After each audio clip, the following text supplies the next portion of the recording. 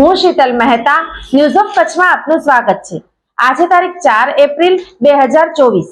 જોઈએ આજના સમાચાર। News of Kutch power by Opal electronics, LG best shop, Vijaynagar road Bhuj, Rambag road Adipur. Power by KC jewellers, latest fashion ડિઝાઇનના ઓર્નામેન્ટ્સનો વિશ્વાસપાત્ર શોરૂમ, હોસ્પિટલ રોડ ભુજ। ઉનાળો બરાબર તપી રહ્યો છે, ત્યારે કચ્છમાં પશુઓની કઈ રીતે સાર સંભાળ લેવી તે અંગે જિલ્લા પશુપાલન અધિકારીએ માર્ગદર્શન આપ્યું।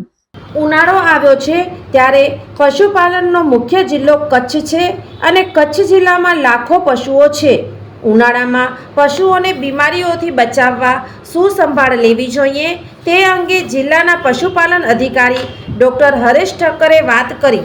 ઉનાળામાં જ્યારે આપણે કચ્છ જિલ્લામાં ટેમ્પરેચર 40 ડિગ્રીથી ઉપર અને ઘણી વખત 45 ડિગ્રી સુધી જતું હોય છે, ત્યારે જો પશુઓને ઉનાળાની ગરમીની અસરથી બચાવવા હોય તો સૌથી પહેલાં તો એમને બપોરનો ભાગ હોય, જ્યારે ગરમ પવન હોય, લૂ લાગતી હોય, ત્યારે એમને ચરિયાણમાં મોકલવા ન જોઈએ।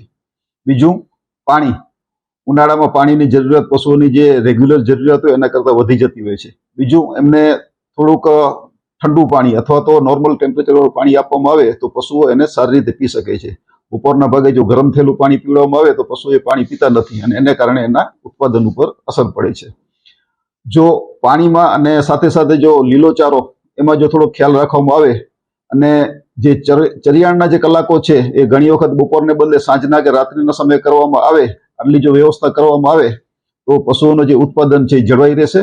બીજું, વધારામાં એમને થોડુંક મિનરલ મિક્સચર એટલે કે ક્ષાર મિશ્રણ અને વિટામિન સપ્લિમેન્ટ એ બે વસ્તુ જો એમને ખોરાકમાં એડ કરવામાં આવે તો એને કારણે પણ એમનું ઉત્પાદન જળવાઈ રહે। અને ઉનાળામાં જે પશુઓમાં દૂધ ઉત્પાદનમાં ઘટાડો થાય છે એમાં જો આ બાબતોમાં ખ્યાલ રાખવામાં આવે તો એનું ઉત્પાદન જળવાઈ રહેશે અને એને કારણે પશુપાલકો પર પોતાનો નફો ટકાવી શકશે। સૌથી પહેલા તમારા પશુપાલકોએ પોતાના પશુઓનો ખ્યાલ રાખવો જોઈએ।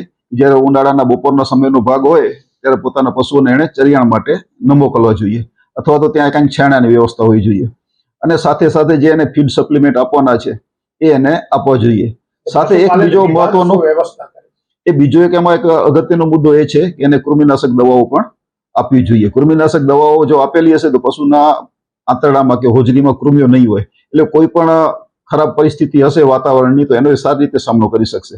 આ માટેની દવાઓ છે આપણા દરેક પશુ દવાખાના ખાતે ઉપલબ્ધ હોય છે। એના સિવાય ઉનાળાની પરિસ્થિતિને કારણે કોઈ પણ એને વિપરીત અસર હોય તો નજીકના કેન્દ્રનો સંપર્ક કરે તો તાત્કાલિક ત્યાંથી એને સારવાર મળી શકશે અને સલાહ સૂચન પણ મળી શકશે। સામાન્ય રીતે એમાં કોઈ અસર પડતી નથી હોતી, સિવાય કે એમાં તકેદારી રાખવામાં ન આવે અને બપોરના ભાગમાં ક્યાંક ગરમીમાં એને ખુલ્લામાં લાંબો સમય સુધી બાંધી રાખવામાં આવે તો એને કારણે એના શરીર ઉપર અસર પડે અને કોઈ પણ શરીર ઉપર અસર પડતી હોય તો પશુના ગર્ભ ઉપર પણ અસર લાંબા ગાળે પડી શકે, પણ એના માટે જો તકેદારી રાખવામાં આવે તો આવી કોઈ પણ અસર થતી નથી।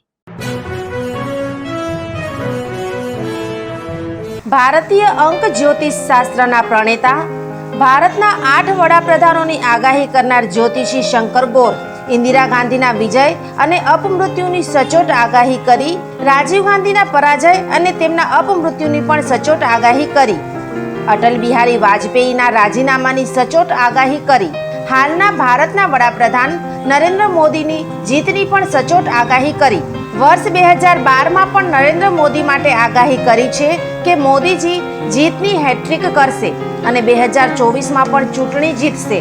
જ્યોતિષી શંકર ગોરની મંત્રજાપ, ગુરુના નંગ વગર સાચી સલાહ અને સચોટ ઉપાયથી 20,000થી વધુ લોકોને ફાયદો થયો। ઘર બેઠા સલાહ મેળવો। Mobile number 9909602928। ટીના હાઉસ, છઠ્ઠી બારી ring road, Bhanji street, Bhuj, Kutch. દર્શક મિત્રો, આ હતા આજના સમાચાર। આવતીકાલે ફરી મળીશું, ત્યાં સુધી મને રજા આપશો। નમસ્કાર।